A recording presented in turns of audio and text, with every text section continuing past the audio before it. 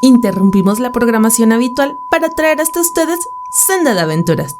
Bienvenidos sean todos a Senda de Aventuras, el podcast rolero de variedad donde yo, el Master Khan y mi compañera Mona Cribos platicaremos sobre temas diversos del mundo del rol. Y en este caso pues estamos haciendo esta prueba con el set, con todo y con una receta que nos encontramos por TikTok, ¿verdad? ¿Qué estamos comiendo? Pues el día de hoy estamos comiendo sándwich de pizza. O pizza sándwich. No sé exactamente cómo se llame, pero está bien rico. Básicamente es pepperoni, queso, mozzarella y pan para sándwich. Es correcto. Y la verdad es que es muy delicioso. El problema, como me contabas, es que el pepperoni estaba muy caro, ¿no? Impresionante lo que puede costar este tipo de cosas. De hecho, uno no sabe cuánto cuestan las cosas hasta que se le ocurren hacer recetas de TikTok. No sabía que el kilo de pepperoni costaba 600 pesos. Y luego dicen que la guerra no afecta a nada. Pero miren, nosotros estamos aquí para hacer un podcast. Simplemente me acabo esta rebanada de sándwich y listo. Hoy vamos a iniciar oficialmente con el primer tema que vamos a tratar aquí en Senda de Aventuras. Sí, básicamente el primer tema que vamos a tratar aquí, ¿no? Y no es otra cosa, nada más y nada menos que la historia de Dungeons and Dragons. Así que, si todos estamos de acuerdo, podemos dar inicio y a ver qué tal sale este formato, ¿no?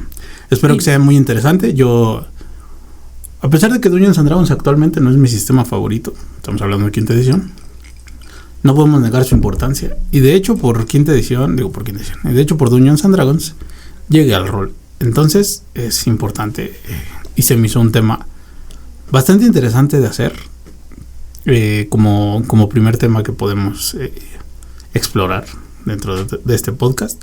Yo sé que quizás muchos otros ya lo habrán tocado y etc., pero lo queremos hacer también desde el punto de vista del canal de Ars Magna. Así que espero que les guste, y para todos aquellos que no sabían de dónde salió Dungeons and Dragons, me imagino, Mon, que... Yo no tengo ni idea. Yo sé que Gary Gygax un día estaba aburrido y creó Dungeons and Dragons. Es lo más que sé. No tengo idea de otra cosa. Bueno, Mon acaba de resumir toda mi historia. Vámonos de aquí. Bueno, no, pero sí, mira, todo comienza el sábado 15 de julio de 1967.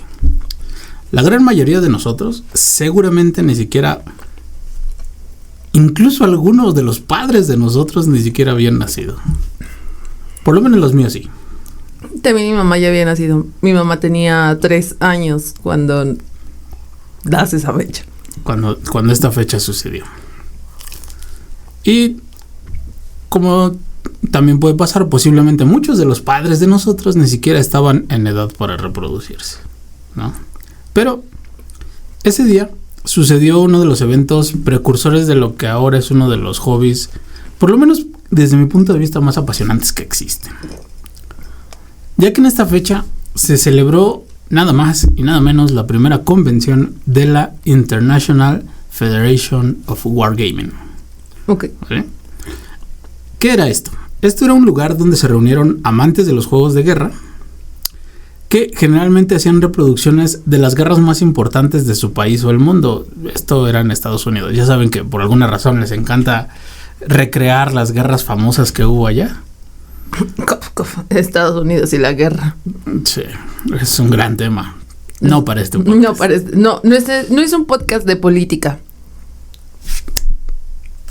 Pero ¿te refieres como estas de las guerras civil y que hacen de los confederados contra ese tipo de que son como figuritas como de plomo? Esa es una. La otra es que también hay un tipo de como de representación que hacen como si fuera un LARP. Sí, lo sé, que es por ejemplo, cuando toman el Álamo, cosas por el estilo. Lo he visto en varias series, inclusive en Malcolm. el papá de Hal hace una representación y pertenece a una sociedad. Correcto. Bueno, pues esto en esos tiempos era como muy, muy famoso, un hobby muy reconocido para hacer. Y en este caso, generalmente ese tipo de cosas eran como una cosa llevaba a la otra, ¿no? O sea, hacer las figuritas o hacer el LARP, algo parecido. En algunos casos, ya más extremos, inclusive el fanatismo llegaba a... más bien, no tanto el fanatismo a la guerra, sino a la representación de la misma, que llegaban a inventar guerras ficticias donde podían dejar que el azar hiciera lo suyo, ¿vale? Esto creo que ya te va sonando, ¿no? No obstante, estos juegos representaban batallones con piezas individuales, digamos como tipo Risk, que ya ves que las fichitas son 1, 2, 5 y así. Uh-huh. Bueno, eso eran más que nada. Risk es un legado de ese tiempo de los wargames, ¿no? Entonces más o menos era de eso, pero los wargames eran más o menos como con figuritas, literal miniaturas, pero no sé, un caballito con un soldado significaba todo un batallón, ¿no? Ese era el tipo de cosas. Muy al estilo de Warhammer. Ándale, algo así. De hecho, lo acabas de describir, pero en terreno estadounidense y con supuestamente hechos históricos. O, como les digo, en algunos casos, en terrenos históricos, pero con guerras ficticias, ¿no? Pues es ahí, en esta convención, que fue organizada por nada menos que un vendedor de seguros y sus amigos, ¿no? Que se dieron a la idea de ser apasionados de estos wargames y decidieron crear este evento al que solo asistieron más o menos una docena de personas, pero que hoy, actualmente, porque sigue vigente, uh-huh, es la convención de juegos de mesa más grande de Norteamérica. Una convención que se llama la Gen Con. No es cierto. Sí. La Gen Con, no inventes. Casi todo lo importante de juegos de rol y de mesa han salido en la Gen Con. Correcto. ¿Te acuerdas que corrí para el rolecito? Les corrí la leyenda de los 5 anillos, la historia que se estrenó en la Gen Con. Órale. Nice. Y justamente fue para lanzar la 5ª edición de la leyenda de los 5 anillos. O sea, creo que es una plataforma y no sabía que era tan vieja. Ahorita vamos a llegar a eso. Bueno, también como muchos ya pueden estar adelantando, este vendedor de seguros apasionado de la representación de guerras era nada más y nada menos que Ernest Gary Gygax, ¿vale? Para este tiempo él ya estaba grandecito, déjame decirte. O sea, ¿qué edad tenía? Como 29 años. O sea... A ver, ¿me estás diciendo que grandes 29 años? Ojo, estamos hablando de 1967. Un hombre de 29 años que ya tenía hijos. No era la regla. En ese tiempo, o sea, ya debería dedicarse a su trabajo y a su familia. No había otra cosa. Pero no, decidió quedarse. Así que, como pueden ver, este hombre aficionado a los wargames, como todos saben, construyó las bases de lo que hoy son los juegos de rol moderno. Así que empecemos oficialmente con lo que es la historia de Dungeons & Dragons. Como no podría ser de otra manera, las responsabilidades de la vida adulta, de la que tanto nos hemos quejado en este podcast y en Uno Natural, alcanzaron en algún momento al buen Gary Gygax, pero él nunca dejó su afición por los juegos de guerra. Sin embargo, el hecho de atender su trabajo, su esposa e hijos le dejaban poco tiempo para jugar y sobre todo leer y aprender a jugar este tipo de juegos.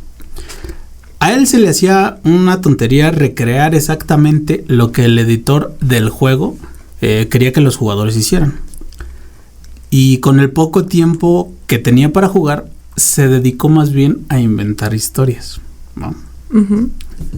El buen recibimiento de esta primera convención, y con buen recibimiento quiero que pongan comillas, porque 12 personas no es un buen recibimiento, pero considerando que no había internet, era... Dígame. Sí, y considerando también que dónde lo anunció, en un periódico, en un cartón de leche, no sé, o sea. No, hasta eso lo anunció con sus amigos. Oh. ¿No? O sea, todos esos tú lo sabes. Incluso antes de que Internet se metiera en nuestras vidas y empezamos a jugar el rol, pues teníamos así como que un círculo. Un círculo. Ya fuera más o menos grande, pero era un círculo de personas al que les gustaba todo este show, ¿no? Uh-huh. Entonces, como les decía, este buen recibimiento por la primera convención llevaría a Gygax a rentar el salón de horticultura de Lake Geneva. Ahora, Geneva en español es Ginebra. Esto es un dato interesante que les voy a dar un poquito más adelante como dato curioso. Que por cierto, yo sé que se pronuncia Gygax, pero no me gusta cómo suena Gygax. Un poco como nota a pie de página. Y esto fue en Wisconsin. Él gastó $50 de la época para rentar el salón de horticultura. Es una cantidad importante. Sí, y cobraría $1 la entrada a todos los asistentes. Este salón albergó la primera convención de juegos de guerra. Y bueno, este salón también albergaría la primera convención y juegos de guerra o Gen Con de 1968. ¿Vale? Aproximadamente ya para 1968, y ojo, la primera solo trajo una docena de personas. La segunda atrajo a 100 de personas. Ok. Es considerablemente más que el año anterior. Como dato curioso, no sé si sepan de dónde viene el nombre Gen Con. No, pero me gustaría saberlo. Seguro que sí. Bueno, como les digo, el Salón de Horticultura se encuentra en Lake Geneva, Wisconsin, que podríamos traducir como Lago Ginebra. ¿Vale? Uh-huh. Y Gen Con es una derivación, o más bien una abreviatura, que intenta hacer un juego de palabras con el nombre de la Convención de Ginebra. ¿Sabes qué es la Convención de Ginebra? Sí, pero no quiero exhibir mi poco conocimiento de historia contemporánea. Vale. Básicamente, la Convención de Ginebra es una convención al que llegaron, digamos, casi todos los países donde se reúne un conjunto de normas jurídicas que buscan regular los conflictos armados, o sea, guerra, y que buscan limitar y minimizar sus efectos durante el conflicto. ¿Es cuando se crea la ONU? Es decir, sí, pero aquí el juego o el giro es que crearon un evento de juegos de rol o de juegos de guerra. Y el girito del chiste es que se llama Convención Geneva, uh-huh, o Gen Con, y lo vamos a ver más adelante, por cómo se fueron creando estas reglas para los juegos de guerra. Ok. ¿No? Entonces está muy interesante. Durante las primeras convenciones, la temática se centraría en los juegos de mesa, como era de esperarse, juegos de guerra y miniaturas. Pero no sería hasta la segunda edición de la Gen Con donde Gary Gygax conocería a dos personas, a Robert Kuntz y a Dave Arneson. La popularidad de la Gen Con iba en aumento.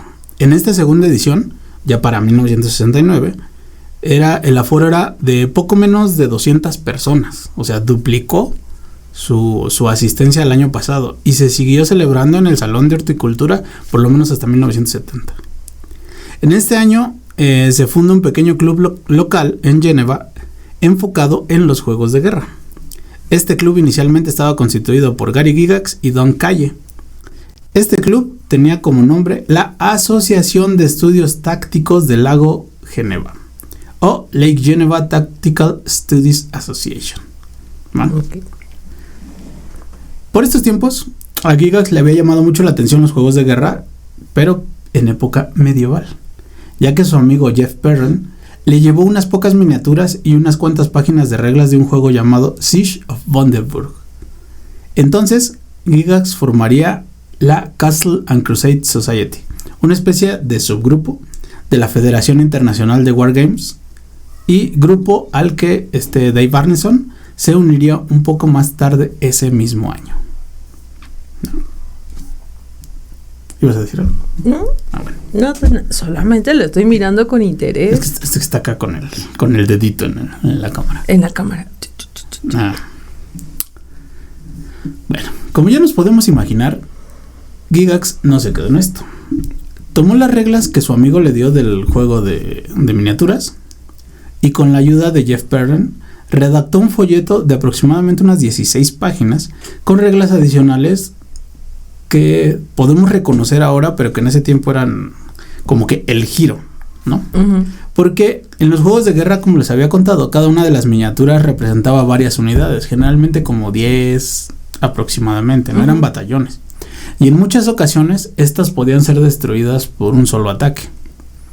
Pues con las reglas escritas por Gygax, eso cambiaría. Ahora cada miniatura, y aquí fue donde estuvo el giro, representaba a un solo personaje, y este personaje podía aguantar incluso varios golpes. Vale. Ujú. Cabe mencionar que estas ideas tan hippies sobre cómo jugar los juegos de guerra que tenía Gygax no eran del agrado de todos los jugadores, sobre todo de los jugadores más tradicionales, como todos conoceremos alguno. O sea que la old school tiene su old school. La old school tiene su old school. Ok, eso está... No, Sí, es un poco raro, ¿no? demasiado raro. Esto llegaría a un nivel superior de disgusto cuando Gygax no solo llegó a cambiar las reglas de cómo se jugaba el juego de miniatura, sino que además escribió un suplemento de reglas que presentaba elementos de fantasía como dragones, elfos y bolas de fuego. Ok. Entonces, de hecho, a pesar de que suena chistoso, pero esto es como un dato curioso todavía, Gygax tomó la inspiración de Conan el Bárbaro. Los cómics. No, de las películas, Ok. ¿no? Tomaría la inspiración de Conan el Bárbaro. Él era fanático de las películas. Ya Aunque- no Schwarzenegger aceitado. Muy aceitado. Con el impúdico. Es correcto. Bueno, no ese. Me imagino que habrá visto alguna película así, pero no ese. La cosa es que él era fan de Conan el Bárbaro y buscó la forma de representar esas historias en un juego de guerra. Este juego tan innovador y que habría logrado personalizar, pónganle personalizar muchas comillas, porque personalizar tanto la experiencia de juego, imagínate que era eso, personalizar, no había sido bien aceptado por todos. Aún así, esto fue el borrador de lo que más tarde se conocería como Chainmail, Rules for Medieval Miniatures. Ese era el nombre original del juego de rol. Ujú. ¿Va? Fíjate que ese sí lo había escuchado, Chainmail. Y en algún momento me habían dicho, ¿tú has jugado Chainmail? Y yo, no sé ni qué es eso. No, o sea, solamente lo he escuchado, pero hasta la fecha no conozco a nadie que lo haya jugado. ¿Tú conoces a alguien? Porque ni en foros, ni en foros conozco algo. Creo que son de ese tipo de cosas que la brecha que estaba súper marcada entre los 70 y 80 contra América Latina no permitió que llegaran a México de manera adecuada, porque son de ese tipo de juegos que solamente si tienes familia en el norte llegaban, y además no creo que Chainmail haya tenido como un tiraje tan grande. Pues vamos a andar en ese tema un poco más adelante, pero efectivamente Chainmail no tenía un alcance muy grande. De hecho, esta primera versión de Chainmail la presentó ante su grupo de juego, que él hizo de Crusade and no sé qué. Uh-huh. Él lo hizo. Y resultó que Dave Arneson tomaría esta idea y las reglas de Chainmail, pero él le dio un giro.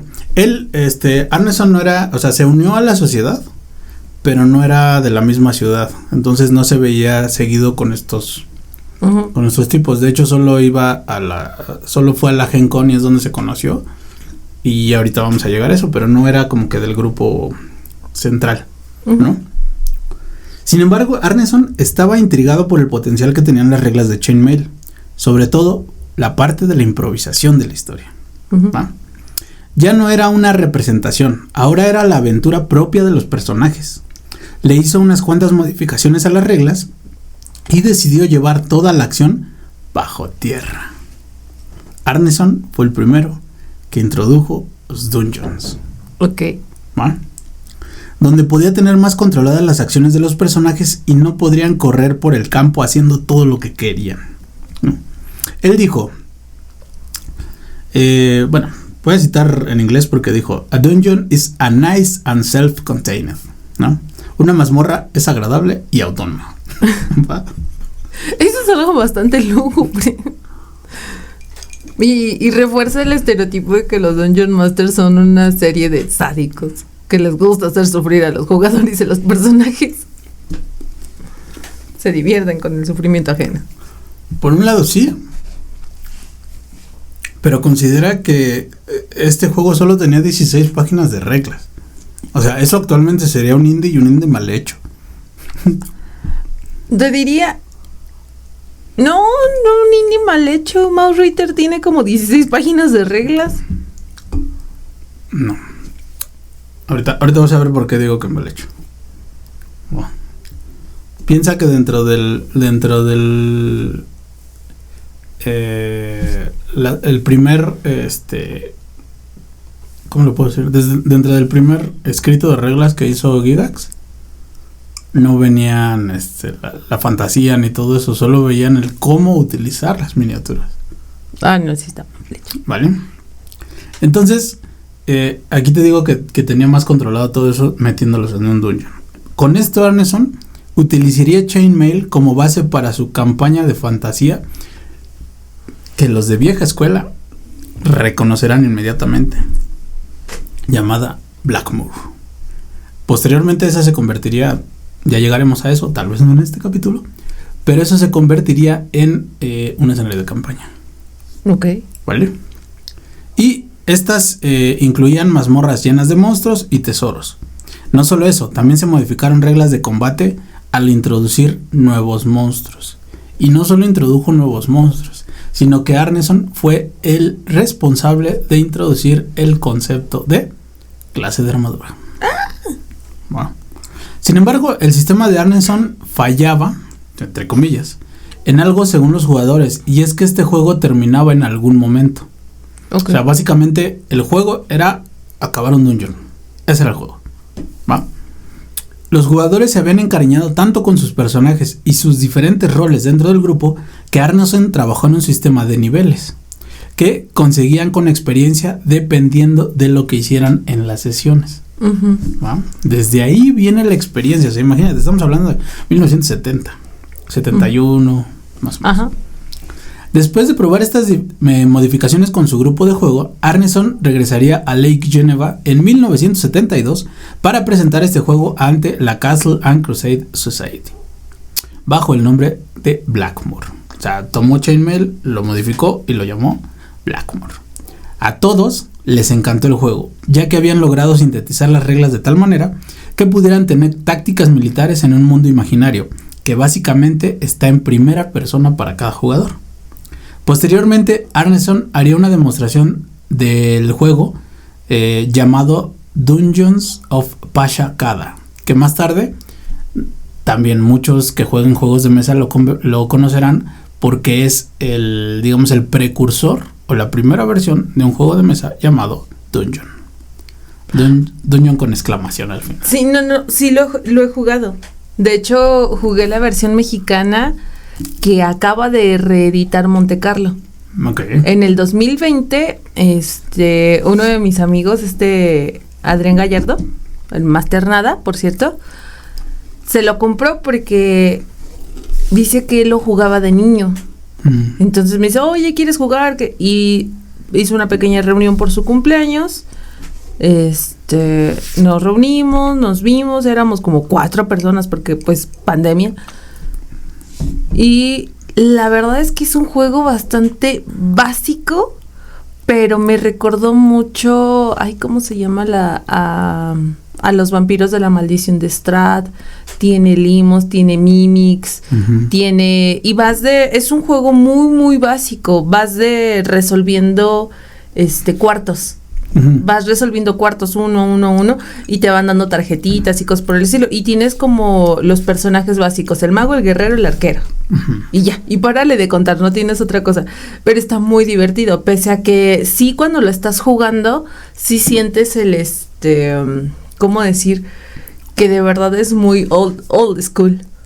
Correcto. De hecho, me recordó mucho el esquema a uno de estos juegos que salieron para el Nintendo 64, el Gunkan Legend.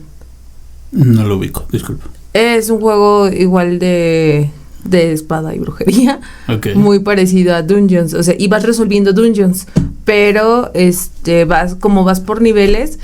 De hecho, cuando vas recuperando objetos mágicos y en el primer nivel te tienes que enfrentar a un dragón de 3 cabezas de diferentes colores. Okay. Y recuperas una cimitarra. Y así vas venciendo diferentes monstruos. Hay uno que te enfrentas contra un Balrog y cosas por el estilo. Okay. Entonces, es muy bueno, es uno de los primeros juegos que jugué en el 64. Estamos hablando de previo a los 2000. Mucho tiempo, pero no tanto tiempo como este juego. Bueno, pues, Dave Arneson fue el creador de Dungeon. Gygax inmediatamente se dio cuenta del potencial comercial que tenía esta variante de Chainmail y le propuso a Arneson que colaboraran para refinar este nuevo juego. Y desde los albores de los juegos de rol se tiene esta discusión, ya que Gygax y Arneson tenían una diferencia filosófica de cómo ver los juegos de rol. Parecía que Gygax, y ojo aquí, ¿desde qué tan vieja es esta discusión? Parecía que Gygax se esforzaba en escribir una regla para el más mínimo detalle, mientras que a Arneson esto le parecía irreal. ¿Cómo le vas a poner reglas a algo que surge de la imaginación? ¡Ah! Eso no es rol. ¿Ves? Eso es que es justo una de las cosas que hemos platicado. Dungeons me parece como que tiene muchas reglas y las ediciones ya pasadas, que solamente puedo hablar de segunda edición, tienen un montón de reglas. 3.5 también, pero se me hacen como demasiado complicados o que se complican demasiado la vida en muchas cosas que podrían obviar. Más o menos. No vamos a discutir eso ahorita. Eso será quizás para... Tendremos que crear un podcast nuevo para discutir eso. Pero, entonces Gygax y Arneson trabajaron sobre las reglas. Básicamente se hacían retroalimentación uno de otro. Y cuando Gygax tenía casi la versión final de las reglas, entró en su estudio, que de hecho estaba junto a la cocina. Y junto a la cocina es entre comillas, porque compartían el mismo espacio, ¿eh? Cuando no era su estudio era la cocina. Ok. Colocó una hoja de papel cuadriculado en su escritorio y comenzó a dibujar una mazmorra, con pasadizos y habitaciones, numerando cada habitación que correspondía cada una a 16 encuentros. No sé si alguna vez has visto una aventura de Dungeons and Dragons, pero los mapas, viene dibujado el mapa y cada cuartito trae números. Y entonces en la descripción de la aventura te dicen, en este cuarto se encuentra tal, hay tal criatura, hay tal tesoro, hay tal trampa, hay tal encuentro. Así. No he visto los libros de aventura, pero sí ubico por algunos mapas que me enseñaste. De ¿cómo se llama esta? De bajo montaña y cosas por el estilo. Busqué algunas cosas y no quise hacerme como spoiler porque hay historias que quiero jugar. Correcto. Pues desde ese tiempo viene esa forma de hacer los mapas, ¿no? Después de desarrollar su historia, reunió un grupo de juego integrado por Don Kai, Rob Kunst y 2 de sus hijos, Ernie y Elise, de 11 y 9 años respectivamente. El primer paso fue desarrollar a los personajes. Entregó tarjetas que enumeraban y explicaban 6 atributos: fuerza, destreza, constitución, inteligencia, sabiduría y carisma. Una vez hechos los personajes, Gygax asumió el papel de Dungeon Master. Esa fue la primera vez que un Dungeon Master se hizo presente. Hay un castillo en ruinas que has oído que está lleno de extraños monstruos y tesoros, y quieres conseguirlos, explicó. Tu objetivo es matar a los monstruos y tomar sus tesoros y volverte más poderoso. ¡Vamos! Los jugadores tomaban decisiones, iban al este, abrían una puerta, y Gygax Se burlaba de lo que sucedía. Cuando las cosas se ponían lentas, lanzaba un dado y decía: ¿por qué estás parado en este pasillo sin salida tratando de buscar una puerta secreta? Los orcos te tienen acorralado. Ahora debes luchar contra ellos. Tanto Gygax como Anders Arneson trabajaron sobre el juego durante un tiempo y Gygax enviaba las reglas a sus contactos en el mundo del wargaming.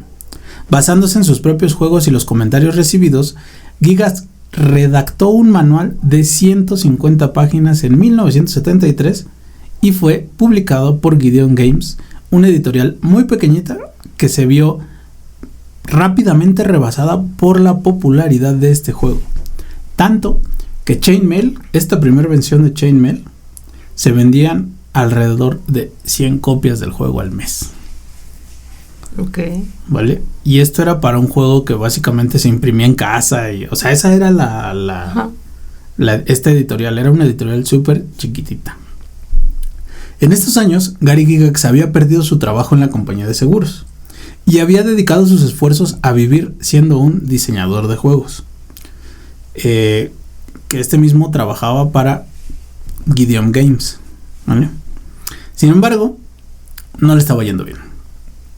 Para finales de 1973, Gygax decide renunciar a Gideon Games y junto con Don Calle fundaron la Asociación de Reglas de Estudios Tácticos, o en inglés Tactical Studios Rule. Si no te suena, pero yo sé que a muchos sí, esa es la empresa predecesora de TCR. ¿Vale? Ok. El juego estaba listo, las reglas, incluso un escenario de campaña que se había desarrollado entre el grupo de juego donde se probaron estas reglas. Y que al grupo de juego y al escenario de campaña, porque te digo, fue jugando con diferentes personas para probar las reglas y todo eso. Y ese mundo que desarrolló con ese juego y ese grupo que estaba con él probando el juego, lo llamó Greyhawk. Ese fue el primer, escenario de campaña oficial para esta versión. Todo estaba listo. A pesar de que, esto salió de Chainmail, para hacerlo, pues, comercial, necesitaba un nombre nuevo. ¿Cómo crees que surgió el nombre? ¿Tienes alguna idea de cómo pensó el nombre del juego? Bueno, la parte de Dungeon es como obvia, pero hay dungeons, pero no veo dragons. En algún punto también hay dragons, tú no te preocupes.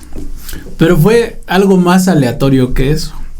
De hecho, Gary Gygax emparejó todas las palabras que recordaba que hicieran referencia al juego de manera aleatoria. Fantasía, aventura, espada, hechicería, dragones, calabozos, así. Hasta que llegó a una combinación que su hija Cindy, de aquel entonces 4 años, le diría: a mí me gusta más Dungeons and Dragons. Y así fue como le pusieron nombre.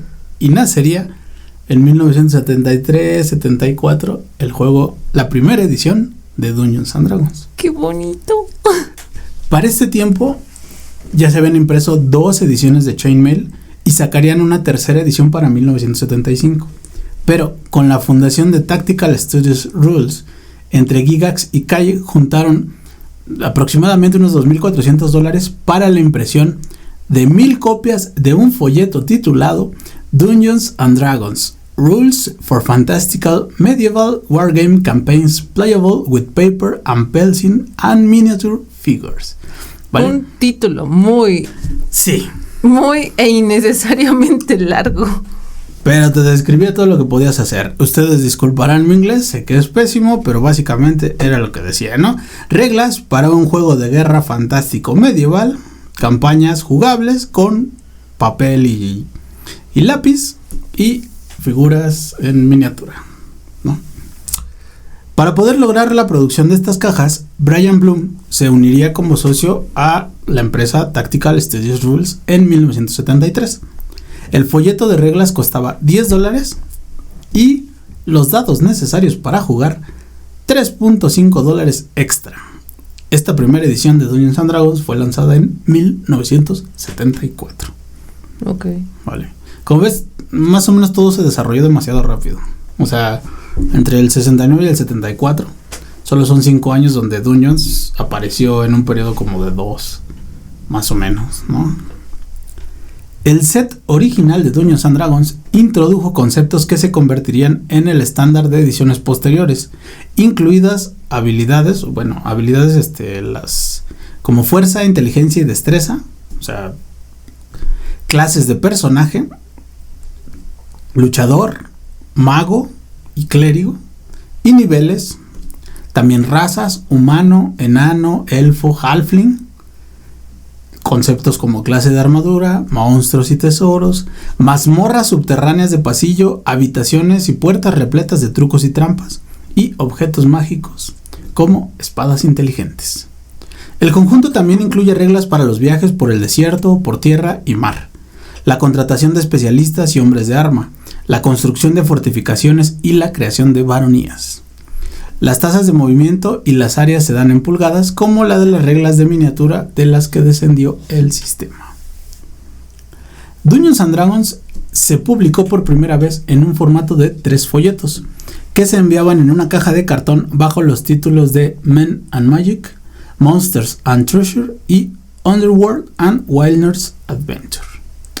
En menos de un año, la tirada de 1000 ejemplares ensamblados a mano se agotó, representando básicamente un éxito para esta compañía. Que por cierto, nunca se le pidió a Dave Arneson que fuera parte de la compañía. O sea, trabajó gratis prácticamente. No, le ayudó a desarrollarla, pero Arneson no quería trabajar ahí, o sea, él lo hacía por gusto. Era su hobby. Era su hobby. Ajá. Mira. Por lo menos hasta el momento. Todo parecía ir bien para la empresa de Gygax, Bloom y Kai. No obstante, un suceso que nadie podría anticipar le dio un giro completo a esta situación. Gygax para este entonces ya tenía unos 36 años cuando su amigo y socio Don Kai murió repentinamente de un ataque al corazón en enero de 1975. Desafortunadamente, Kai no había dejado un testamento donde dispusiera de qué hacer con la parte que le tocaba de la empresa. En ese momento, Gygax y Bloom disolvieron lo que era Tactical Studios Rules y la reorganizaron para formar en julio de 1975 la compañía TSR Hobbies Inc. Gary Gygax en ese entonces poseía alrededor de 150 acciones de la compañía. Bloom poseía 100, pero quedaban todas las acciones de Kai, que eran de hecho de su mujer, ¿no? Pero ninguno de los dos tenía suficiente dinero para comprárselos a su esposa. Bloom convenció a Gygax de que su padre podría comprar 200 acciones y Case compró otras 140. Lo que dejaba a Gygax como el socio minoritario de la empresa y por ende el empleado de Bloom. Uh-huh. Por otro lado, dejando las cuestiones empresariales, Dungeons and Dragons era un éxito, de hecho. Se hizo una segunda impresión de otras 1000 copias que se agotó en menos de 6 meses. Ya estaba corriendo la voz de este juego y era bastante popular. Seguida de una tercera impresión y esta vez con un tiraje de 2000 copias que se agotarían antes de Año Nuevo. Ya llevarían 4000 copias vendidas en 2 años.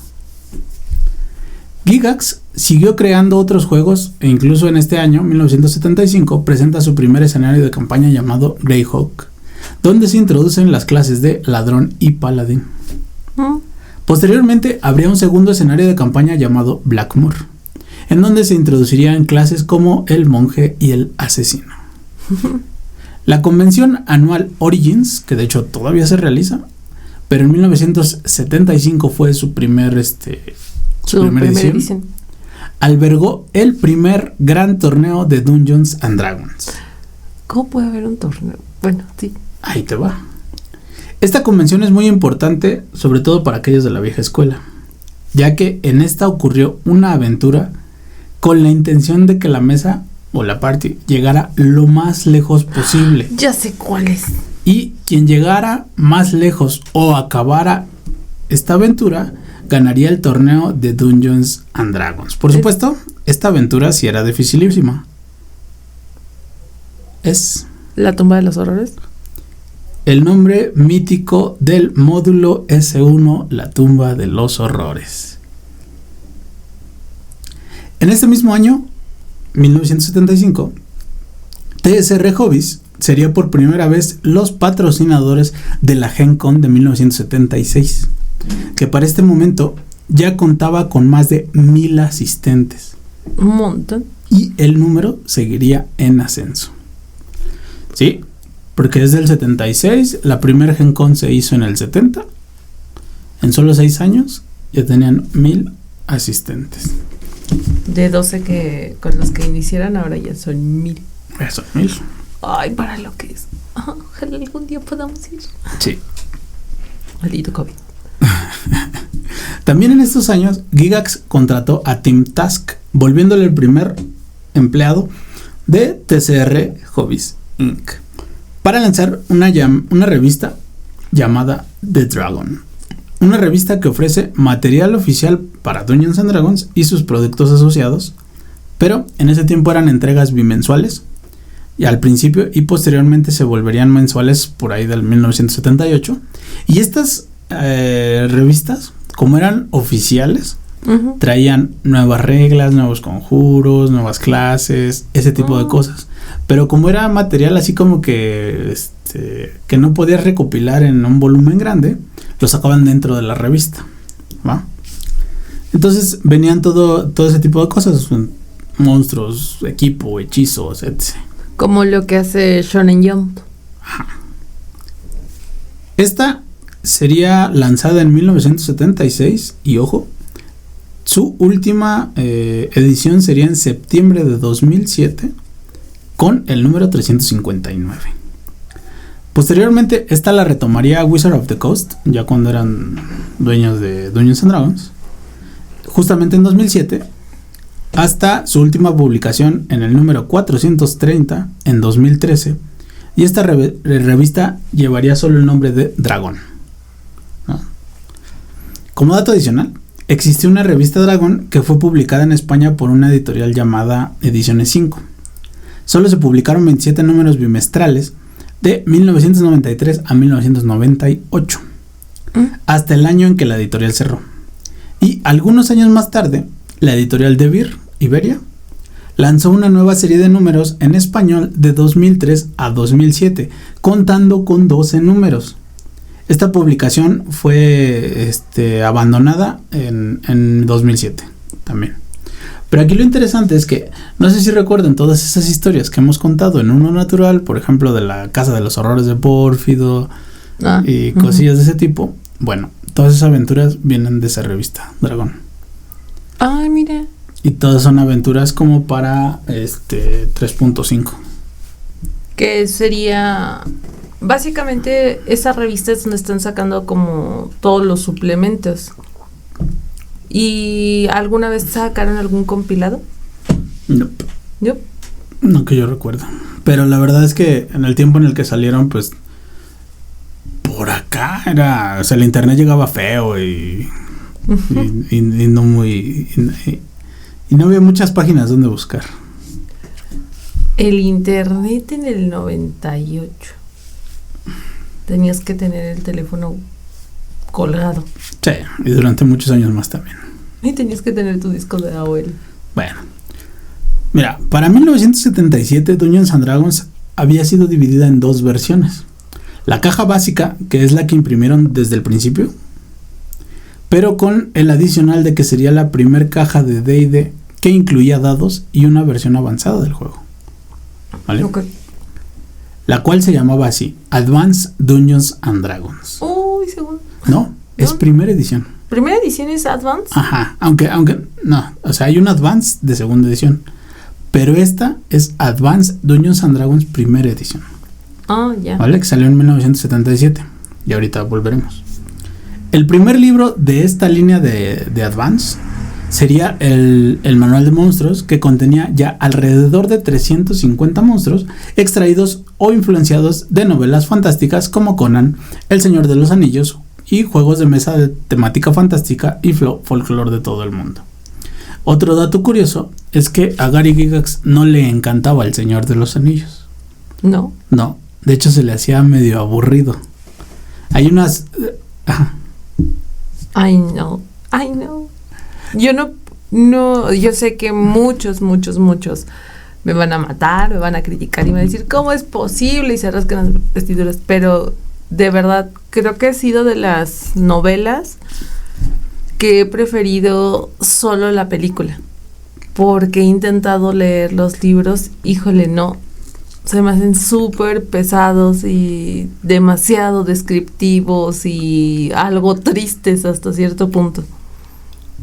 Bueno, pues Gary Gygax pensaba algo parecido.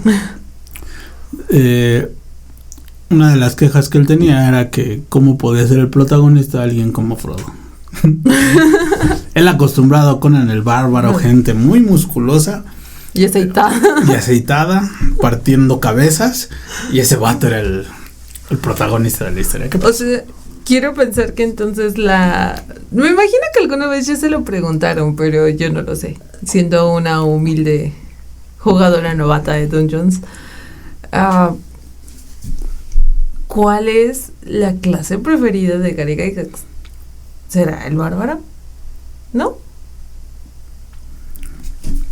En 1978 es lanzado el segundo libro de Advanced Dungeons and Dragons, primera edición, el Player Handbook.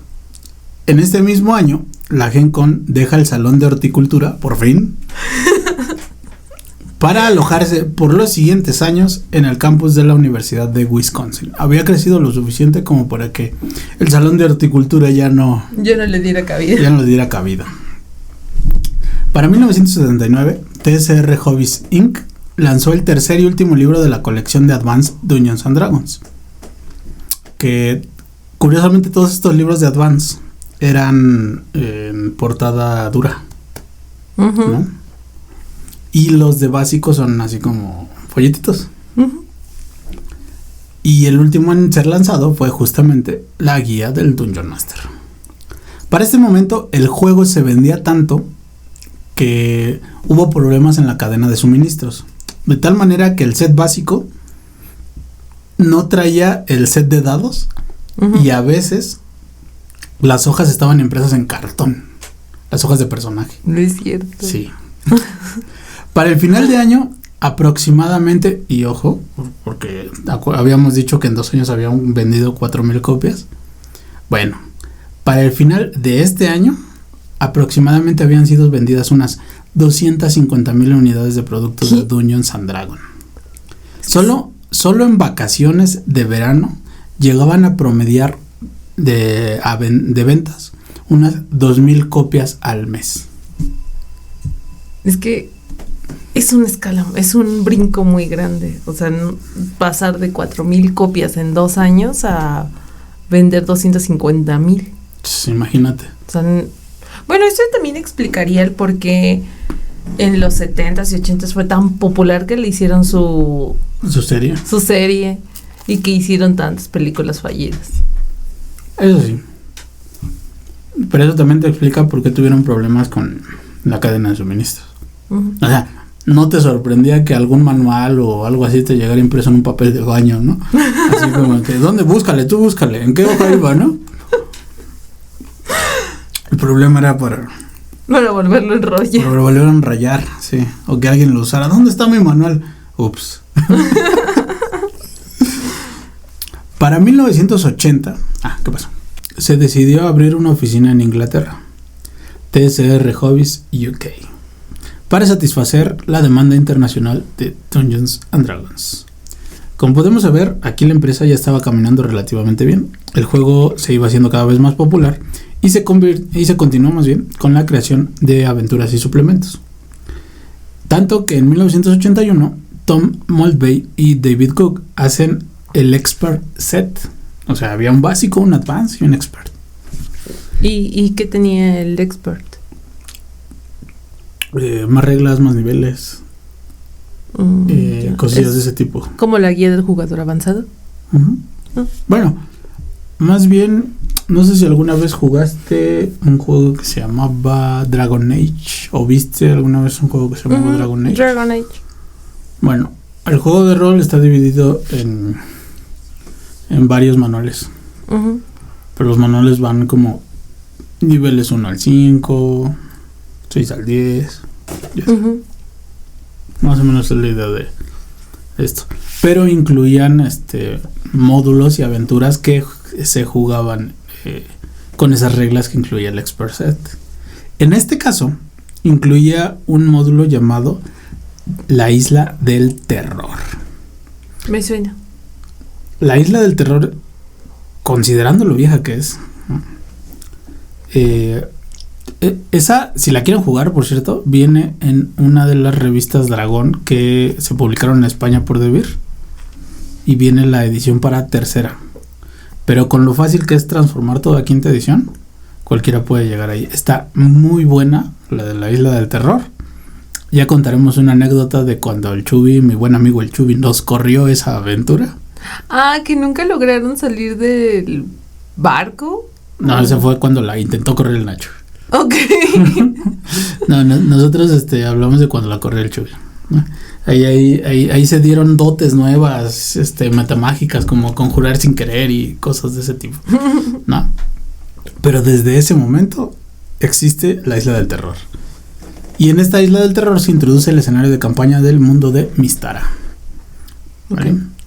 En este mismo año se crearía la Asociación de Juegos de Rol, la RPGA, con el objetivo de promover el juego de rol y unir a la comunidad rolera en Estados Unidos a través de su revista insignia Polyedron Neosyn. Como podrás imaginarte, Dungeons and Dragons ahora ya era un ícono de la cultura pop que identificaba más o menos con una época y estereotipo de personas. Comenzó a aparecer en diferentes medios que eran mainstream en ese tiempo, como películas, revistas y, como no podía ser de otra manera, de las personas que no tienen nada que hacer y creen que porque juegas D&D puedes invocar al diablo. Ay. Es donde también surge todo lo del pánico satánico y este tipo de cosas. Pero eso es en los 80s, ¿no? Y estamos en los 80s. Ah, sí, es cierto. Entonces, jugar Dungeons and Dragons también era, ¿cómo se dice? Uy, no, eso es cosa del diablo. Sinónimo de invocar al diablo. Pues piénsalo que sí puedes invocar diablos.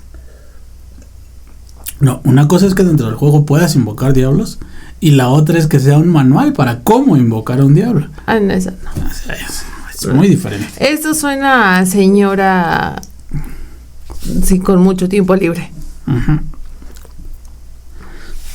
En 1982, no sé si muchos la recordarán o lo hayan visto, sale una película que justamente ayuda a crear todo este tipo de cosas que se llama Mazes and Monsters. Una película hecha para televisión y que cuenta la historia de 4 estudiantes universitarios que están muy involucrados con los juegos de rol. Los 4 estudiantes juegan el juego como un escape de sus propios problemas personales. Sin embargo, cuando uno de los personajes, llamado JJ, manipula al grupo para hacerlos jugar una especie de LARP en una caverna local, el estado mental de otro personaje que se llama Robbie se rompe y cree que en realidad es su personaje, un sacerdote llamado Pardieu. Eventualmente Robbie huye a Nueva York en busca de Great Hall, obligando a sus amigos a tratar de localizarlo cuando a la policía le resulta inútil. Mientras lo llevan a casa a salvo y los otros 3 estudiantes abandonan Mazes and Monsters en favor de la verdadera edad adulta, lo que sea que eso signifique, se enteran que los delirios de Robbie aún no han desaparecido y terminan complaciéndolo en su último juego de Mazes and Monsters. Esta es una, por si la descripción anterior no lo dejó claro, la película fue un intento de jugar con el pánico moral que existía contra Dungeons and Dragons. Sí, no, y creo que sigue estando vigente. Todos en algún momento, o no sé si a ti te haya pasado, que fuimos juzgados o mal vistos. Creo que hoy en día tenemos un auge donde se considera hasta bien visto que lo juegues, que conozcas y que además estés involucrado en todo este mundo. Pero hablando de mediados de los 2000 todavía era mal visto y nunca faltaba que te dijeran que hicieras algo de tu vida, que no perdieras el tiempo en ese tipo de cosas, que no te ibas a dar de comer, que no ibas a... Pues es que si lo piensas es lógico. Todas las personas que crecieron en los 80s, para los 2000 eran los que ya eran papás, los que vivieron todo eso donde teníamos amigos raritos que jugaban rol y que nunca hicieron nada de sus vidas o yo qué sé, ¿no? Uh-huh. Entonces más bien fue una herencia de este tipo de cosas. O era el estereotipo del raro que colecciona cómics y que juega con figuritas. Hey. Sí. Ahora ser geek es como que lo mainstream. Es como, ¿no? Cool. Sí, o sea, ya hay geeks mamados, mira nada más a Henry Cavill, ¿no? Ay, no es eso, no toques esos temas. Esos temas no se tocan. Pero bueno, como les decía, el intento de la película era como que jugar con el pánico moral que había en ese momento contra Dungeons and Dragons, que para el momento de la película todavía estaba muy fuerte. Fue adaptada de una novela del mismo nombre escrita por Rona Jaffe, quien la basó muy vagamente, pero muy vagamente, en la historia de un vato que se llamaba James Dallas Egbert III. Su nombre parece que era de un duque o algo parecido, James Dallas Egbert III, ¿no? Un estudiante universitario que alrededor de 1979, en medio de rumores mediáticos de un juego de rol de Dungeons and Dragons, porque él jugaba, se dice que lo llevó a la locura y que se suicidó. Okay. Pero es básicamente lo mismo que están diciendo, que los videojuegos provocan tiroteos y... sí. O sea, son ese tipo de cosas. Más bien es la poca atención que se tiene a la salud mental de las personas. ¿No? Es la historia de siempre. De cualquier otra cosa va a tener la culpa y vamos a evitar cuál es el problema real. Entonces, pues la verdad el incidente no tuvo nada que ver con este juego. Pero tanto el libro como la película se apresuraron a intentar capitalizar todo el frenesí que los medios de comunicación y los informes de las noticias sacaban, ¿no? Uh-huh. Y pues por supuesto las personas pues se apresuraron también a decir que pues es por culpa de los Nintendos, ¿no? Y de ese tipo de cosas. Obviamente la película trata de retratar el juego lo más negativamente posible, sugiriendo que las personas que jugaban tenían graves problemas psicológicos. No me sorprende ni tantito. Bueno, mira, actualmente ni siquiera lo dudo, Pero no son problemas psicológicos tipo que sean sociópatas o algo así. Psicópatas sí, sociópatas no sé. No soy experta en salud mental, pero ahí sí. Pero bueno, me has dejado pensando y me quedo como el meme de... Correcto. Bueno, pero pues como vemos, la película intenta retratar, incluso con esto de que 3 de los personajes dejen de jugar el juego como un símbolo de madurez, como que intentan darle una visión peyorativa del juego. Okay. ¿No? Por otro lado, la película también esquiva extrañamente las conspiraciones de satanismo, que también eran populares en ese momento. Uh-huh. O sea, no habla de eso, pero en lugar de centrarse en los efectos psicológicos que supuestamente tiene el juego. A pesar de esto, TSR Hobbies Inc. no se detuvo y de hecho se reorganiza otra vez, de tal manera que en 1983 se convierte en TSR Inc. Y en este mismo año lanzan el Monster Manual 2. El juego se populariza tanto que es traducido a varios idiomas, siendo el primer lenguaje extranjero al que lo traducen. ¿Español? Nope. ¿Japonés? Nope. ¿Chino? Nope. ¿Francés? Sí. Lo traducen al francés, seguido de danés, finlandés, alemán, hebreo, italiano, japonés, coreano, noruego, sueco, y entre los otros más viene el español. O sea, ya está el último. Pues, bueno, pero también para ser honestos regresamos a lo mismo. O sea, estás hablando que México en los 80, aunque siempre hemos sido muy buenos consumidores de mercancía, era muy difícil que tú tuvieras algo así. Porque no existía el Tratado de Libre Comercio. Sí, eso fue ahí hasta los 90. Exacto. Ay, ese orejón. Para 1984, TSR Inc. lanzó la primera novela de Dragonlance. Después de 2 años de desarrollo y con esto TCR se volvió el número 1, o sea, la empresa número 1 de novelas de fantasía y ciencia ficción en Estados Unidos. Un año después, la Gen Con se reubicaría dejando la Universidad de Wisconsin y alojándose en la Milwaukee Exposition and Convention Center and Arena, o MECA para los cuates.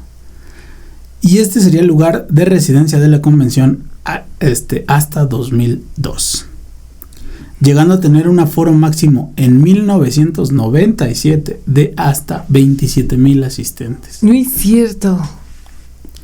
En 1986, TCR Inc. publica Dungeons Adventures Magazine, una revista bimensual que contenía aventuras inéditas para el juego avanzado. Y en este mismo año se completa la línea de set básicos de D&D con la última expansión llamada The Immortal Set. El año siguiente se publica posiblemente uno de los más importantes escenarios de campaña y que definitivamente más se han explotado en D&D. La maldición de Strahd. No. ¿Cuál es? De hecho, la maldición de Strahd es interesante. No, la maldición de Strahd no. Ravenloft es interesante porque se publica también desde la primera edición de Dungeons and Dragons, pero en ese momento solo se publicaba para Halloween. Es que es como muy temático. Ah, y muy, aquí, muy temático. Y si bien existía Ravenloft como escenario de campaña, no, del que estoy hablando es nada más y nada menos que Reinos Olvidados. Forgotten Realms. Es correcto. Este setting no solo estaría acompañado de módulos, novelas y juegos de computadora. Juegos de computadora, pónganle muchas comillas a eso. Era una computadora y era un juego. Bastaba con eso, no necesitabas más definición que eso. 8 bits. Ajá. Además, en este año también se publica para esta primera edición de Advanced Dungeons and Dragons el manual de los planos. Ya desde entonces existían aventuras en los planos. O sea que tiene tu edad el manual de los planos. Y Forgotten Realms también. También. ¡Wow! Este año cumple 35 años el Reinos Olvidados, ¿eh? ¡Wow! Así que mándenme un pastel. Y bueno, no solo eso. Para este mismo año, un pequeño equipo de diseñadores trabajaba en algo conocido como la segunda edición del juego Advanced Dungeons and Dragons, que sería lanzado hasta 2 años después, en 1989, conocido como, muy creativamente, Advanced Dungeons and Dragons Second Edition.